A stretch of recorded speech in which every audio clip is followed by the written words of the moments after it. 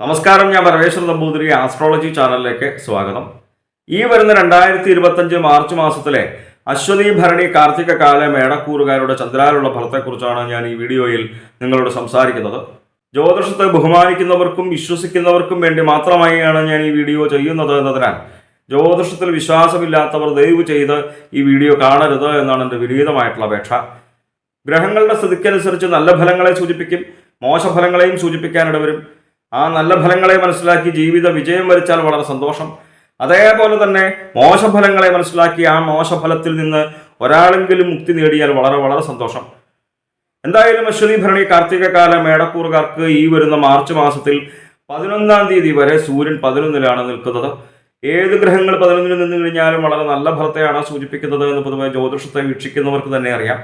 11-ൽ സൂര്യൻ നിൽക്കുമ്പോൾ നമ്മൾ അനുഭവിച്ചുകൊണ്ടിരിക്കുന്നതായിട്ടുള്ള പലവിധ ദുഃഖങ്ങളിൽ നിന്നും ദുരിതങ്ങളിൽ നിന്നും വ്യാധികളിൽ നിന്നുമൊക്കെ മോചനം വന്നു ചേരുന്ന നല്ല ഫലത്തെയാണ് സൂചിപ്പിക്കുന്നത്.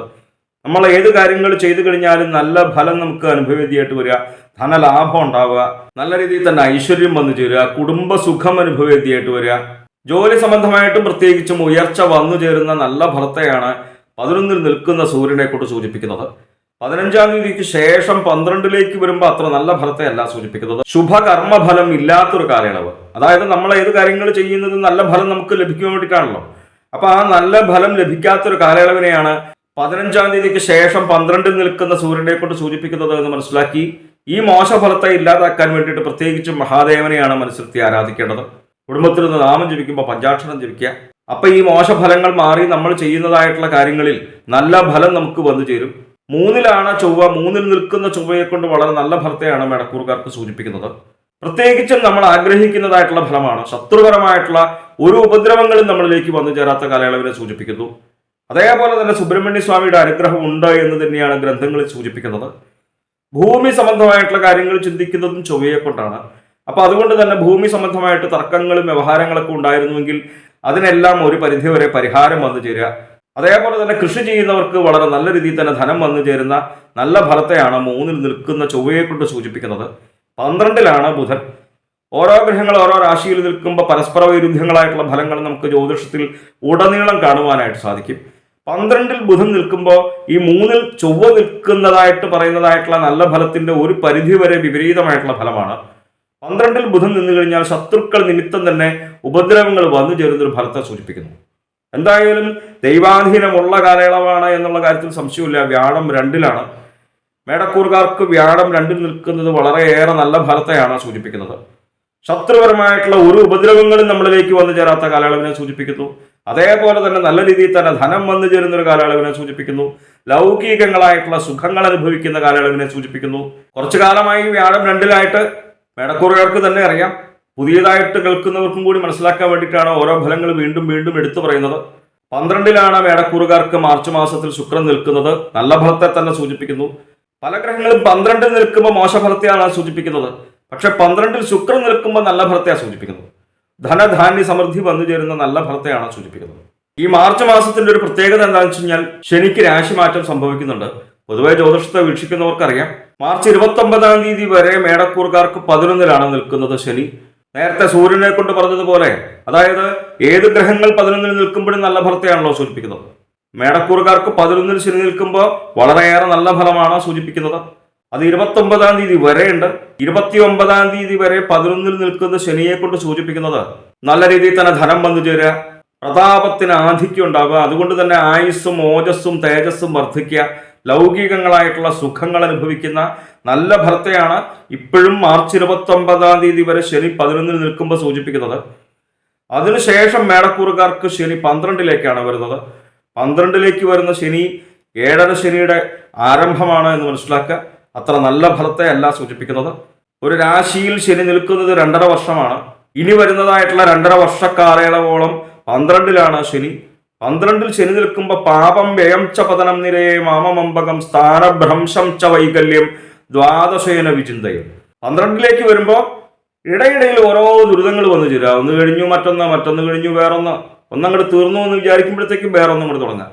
അനാവശ്യമായിട്ട് പണത്തിന് ചെലവ് വന്നു ചേരുന്ന ഒരു ഫലത്തെ സൂചിപ്പിക്കുന്നു. വ്യാഴം 2-ൽ നിൽക്കുന്നത് കൊണ്ട് ഈശ്വരാധീനമുള്ള കാലയളവാണ് എന്ന് ഞാൻ നേരത്തെ പറഞ്ഞല്ലോ. അപ്പം അതുകൊണ്ട് തന്നെ പ്രത്യേകിച്ച് ഞാൻ ഈ ഫലത്തെ എടുത്തു പറയുന്നത് സ്ഥാനഭ്രംശം എന്ന് പറയുന്നതായിട്ടുള്ള ഒരു ഫലമുണ്ട്. അതായത് ജോലി സംബന്ധമായിട്ട് ട്രാൻസ്ഫർ വന്നു ചേരുക. അപ്പൊ വ്യാഴം 2-ൽ നിൽക്കുന്നത് കൊണ്ട് തന്നെ അത് പ്രമോഷനോട് കൂടിയിട്ടുള്ളതായിട്ടുള്ള ട്രാൻസ്ഫർ വന്നു ചേരുവാനായിട്ടുള്ള ഫലത്തെ സൂചിപ്പിക്കുന്നുണ്ട്. അതേപോലെ തന്നെ വൈകല്യം വന്നു ചേരുന്നത് നമുക്ക് ആർക്കും ഇഷ്ടമുള്ള കാര്യമല്ല. ചെയ്യുന്ന കാര്യങ്ങൾക്ക് നമുക്ക് നല്ല ഫലം തന്നെ നമുക്ക് വേണം. അപ്പൊ ഈ 12ലേക്ക് വരുമ്പോൾ 7ാം ശനി കാലമാണല്ലോ എന്ന് വിചാരിച്ച് പരിഭ്രമിക്കുകയല്ല വേണ്ടത്. അതിനുള്ള പരിഹാരം ചെയ്തു കഴിഞ്ഞാൽ നമുക്ക് തന്നെ ചെയ്യാവുന്ന പരിഹാരങ്ങളുണ്ട്. അങ്ങനെ ചെയ്തു കഴിഞ്ഞാൽ ഈ മോശഫലങ്ങളിൽ നിന്ന് നമുക്ക് എല്ലാവർക്കും മുക്തി വന്നു ചേരും. ഇപ്പൊ നമ്മളൊരു രോഗദുരിതം വന്നു കഴിഞ്ഞാൽ നമ്മൾ ഡോക്ടറെ കണ്ട് മരുന്ന് വാങ്ങിക്കഴിച്ചാൽ ആ രോഗം ഇല്ലാതാകുന്നത് പോലെ തന്നെ 12ലേക്ക് വരുന്ന ശനിയെ കൊണ്ടുള്ള ആ മോശഫലങ്ങളെ ഇല്ലാതാക്കാൻ വേണ്ടിയിട്ട് മഹാദേവനെയും അയ്യപ്പസ്വാമിയും മനസ്സിരുത്തി ആരാധിച്ചോളൂ. യാതൊരു ദുരിതവും നമ്മളിലേക്ക് വന്നു ചേരില്ല എന്നുള്ള കാര്യത്തിൽ യാതൊരു സംശയവുമില്ല.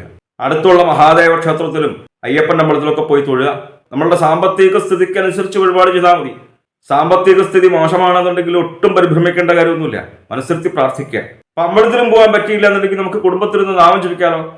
കുടുംബത്തിലിരുന്ന് നാമം ജപിക്കുമ്പോൾ മഹാദേവനെ നല്ല രീതിയിൽ തന്നെ മനസ്സിരുത്തി പ്രാർത്ഥിക്കുക. പഞ്ചാക്ഷരനാമം ജപിക്കുക. അതേപോലെ തന്നെ അയ്യപ്പനെ കൊണ്ടാണെന്നുണ്ടെങ്കിൽ ശനൈശ്വരായ നമഃ എന്നുള്ള നാമം ജപിക്കുക. അപ്പൊ നമ്മൾ ചെയ്യുന്നതായിട്ടുള്ള സൽക്കർമ്മങ്ങളിലൂടെ നാമജപത്തിലൂടെ നമ്മളിലേക്ക് വന്നു ചേരുന്നതായിട്ടുള്ള ആ ദുഃഖങ്ങളെയും ദുരിതങ്ങളെയും എല്ലാം ഇല്ലാതാവുന്നർത്ഥം. ഇപ്പൊ എന്തായാലും മേടക്കൂറുകാർക്ക് ഒരു കാര്യം പ്രത്യേകിച്ച് മനസ്സിലാക്കുക, ഈശ്വരാധീനമുള്ള കാലയളവ് തന്നെയാണ്. കാരണം വ്യാഴം 2-ലാണ്. 12ലേക്ക് വരുന്ന ശനി അത്ര നല്ല ഫലത്തെയല്ല സൂചിപ്പിക്കുന്നത്, 7ാം ശനിയുടെ ആരംഭമാണ്. അപ്പൊ അതുകൊണ്ട് തന്നെ ഇങ്ങനെയുള്ള ഫലങ്ങളുണ്ട് എന്ന് മനസ്സിലാക്കി ആ മോശ ഫലങ്ങളിൽ നിന്ന് നമ്മൾ മുക്തി നേടുവാനായിട്ട് ശ്രമിക്കുക. ഞാൻ ഈ പറയുന്നതായിട്ടുള്ള ഫലങ്ങൾ പൊതുവെ അശ്വതി ഭരണി കാർത്തിക കാലം മേടക്കൂറുകാരുടെ ചന്ദ്രാൽ പറയുന്നതായിട്ടുള്ള ഫലമാണ്. നമ്മളുടെ ജാതക പ്രകാരം, അതായത് ജനിച്ച സമയത്തിന്റെയും സ്ഥലത്തിന്റെയും അടിസ്ഥാനത്തിൽ എഴുതപ്പെട്ടതായ ജാതകത്തിൽ നല്ല ഫലങ്ങളാണ്, നല്ല ദശയാണ് അനുഭവിക്കുന്നത് എന്നുണ്ടെങ്കിൽ ഈ 12ലേക്ക് വരുന്നതായിട്ടുള്ള ശനിയെ കൊണ്ട് പറയുന്നതായിട്ടുള്ള മോശഫലങ്ങളൊന്നും നമ്മളിലേക്ക് വന്നു ചേരില്ല ഒരു പരിധി വരെ എന്ന് മനസ്സിലാക്കുക. അനാവശ്യമായിട്ട് ധനം ചെലവ് വന്നു ചേരുന്ന ഒരു ഫലത്തെ സൂചിപ്പിച്ചല്ലോ 12ലേക്ക് ശനി വരുമ്പോൾ. അതുകൊണ്ട് തന്നെ പ്രത്യേകിച്ചും ബിസിനസ് പരമായിട്ട് ചിന്തിക്കുമ്പോൾ പാർട്ട്ണർഷിപ്പ് ബിസിനസ് ഒക്കെ ചെയ്യാതിരിക്കാനായിട്ട് പ്രത്യേകിച്ച് ശ്രദ്ധിക്കുക. പുതിയ ബിസിനസ് ആരംഭിക്കുന്നതും പ്രത്യേകിച്ചും നിങ്ങളുടെ ജാതകമൊക്കെ നോക്കി മനസ്സിലാക്കിയിട്ടായിരിക്കും കൂടുതൽ ഉചിതം എന്ന് മനസ്സിലാക്കുക. എന്തായാലും ജ്യോതിഷ സംബന്ധമായ സംശയ നിവാരണങ്ങൾക്കായി നിങ്ങൾക്ക് എന്നെ 628 220 18 72 എന്ന നമ്പറിൽ വിളിക്കാം. 9497095577 എന്ന നമ്പറിൽ വാട്സപ്പ് ഉണ്ട്. വാട്സപ്പിൽ നിങ്ങൾക്ക് നിങ്ങളുടെ ജനിച്ച സമയവും സ്ഥലവും ഡേറ്റ് ഓഫ് ബർത്തും ഒക്കെ അയച്ചു തരികയാണ് എങ്കിൽ ഗ്രഹസ്ഥിതി ഉണ്ടാക്കി ഇപ്പോഴത്തെ മഹാദശയും ദശാപഹാരവും നമുക്ക് മനസ്സിലാക്കുവാനായിട്ട് സാധിക്കും. നേരിട്ട് കാണുവാനാണെന്നുണ്ടെങ്കിൽ ചോറ്റാനിക്കര ഭഗവതിയുടെ പടിഞ്ഞാറേ നടയിൽ ബൈപ്പാസിന് സമീപമുള്ള ജ്യോതിഷാലയത്തിൽ വരാവുന്നതാണ്. 628 220 18 72 എന്ന നമ്പറിൽ മാത്രം വിളിക്കുവാനായിട്ട് ശ്രമിക്കുക. മറ്റൊരു കാര്യം കൂടി എനിക്ക് സൂചിപ്പിക്കാനുള്ളത്, എൻ്റെ ഗുരുസ്ഥാനീയനായിട്ടുള്ള അദ്ദേഹം എന്നോട് പറഞ്ഞ ജീവിതത്തിൽ വിജയിക്കുവാൻ വേണ്ടിയിട്ടുള്ളതായിട്ടുള്ള ഒരു മാർഗമാണ്. അത് വളരെയേറെ നല്ല ഫലങ്ങളെ എനിക്ക് പ്രദാനം ചെയ്തു എന്നതുകൊണ്ട് തന്നെയാണ് ഞാനിത് പറയുന്നത്. അതായത് നിങ്ങൾക്കായിക്കോട്ടെ എനിക്കായിക്കോട്ടെ നാളെ ചെയ്യുവാനായിട്ടുള്ള പല കാര്യങ്ങളും ഉണ്ടാവും, അല്ലേ? എല്ലാവർക്കും ഉണ്ടാവും, ഓരോ കാര്യങ്ങളുണ്ടാവും. അത് നമ്മുടെ മനസ്സിലുണ്ട്. പക്ഷെ അത് നമ്മൾ ഒരു പേപ്പറിലേക്ക് എഴുതി വെക്കാറൊന്നുമില്ല സാധാരണ. അതങ്ങനെ നമ്മൾ എഴുതി വെക്കാനായിട്ട് ശ്രമിക്കുക. ഇന്ന് രാത്രി ഉറങ്ങുന്നതിന് മുന്നേ നാളെ ചെയ്യേണ്ടതായിട്ടുള്ള 6 കാര്യങ്ങൾ കൃത്യമായിട്ട് ഒരു പേപ്പറിൽ എഴുതി വെക്കുക. അത് 5 കാര്യങ്ങളോ 4 കാര്യങ്ങളോ ആവരുത്, 7 കാര്യങ്ങളോ ആവരുത്, കൃത്യം 6 കാര്യങ്ങളാണ്.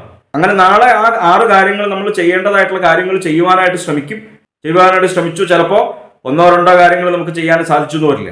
നാളെ വീണ്ടും ഉറങ്ങാൻ പോകുന്നതിന് മുന്നേ മറ്റന്നാൾ ചെയ്യേണ്ടതായിട്ടുള്ള കാര്യങ്ങളും, അതായത് 6 കാര്യങ്ങളെ വേണ്ടു. ഈ ചെയ്യാൻ സാധിക്കാത്ത 2 കാര്യങ്ങളും ബാക്കിയുള്ളൊരു 4 കാര്യങ്ങളും കൂടി കൂട്ടി 6 കാര്യങ്ങളാക്കുക.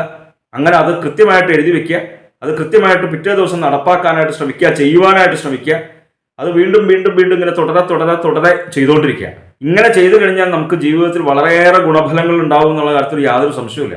ചെയ്ത് ശീലിച്ചോളൂ, ശ്രമിച്ചോളൂ, ജീവിത വിജയം വരും, നല്ല ഫലങ്ങൾ നമുക്ക് വന്നു ചേരും. നന്ദി, നമസ്കാരം.